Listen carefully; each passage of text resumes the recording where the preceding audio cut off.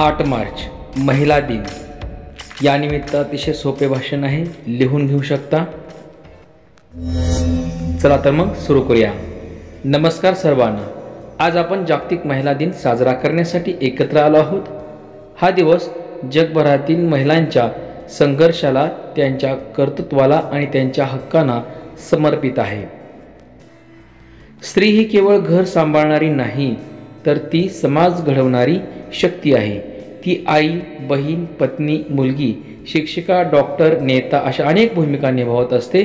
आज जगात महिला प्रत्येक क्षेत्रात यशस्वीपणे काम करत आहेत, परंतु अजूनही समाजात काही ठिकाणी महिलांना समान संधी मिळत नाहीत। यांच्यावर अन्याय होतो, त्यांना कमी लेखले जाते। म्हणूनच महिला सबलीकरण ही केवळ घोषणा नसून ती आपल्या प्रत्येकाच्या कृतीतून दिसायला हवी।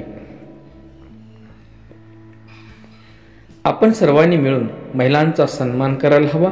त्यांना शिक्षण, रोजगार आणि सुरक्षित वातावरण द्यायला हवं, कारण जिथे स्त्रीचा सन्मान होतो तिथेच समाजाचा विकास होतो।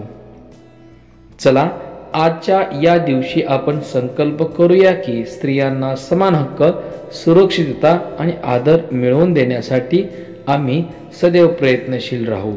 धन्यवाद। आपणास महिला दिनाच्या हार्दिक शुभेच्छा। असेच नवनवीन निबंध, भाषणे पाहण्यासाठी चॅनलला सबस्क्राईब करून बेल आयकॉनला क्लिक करून ठेवा।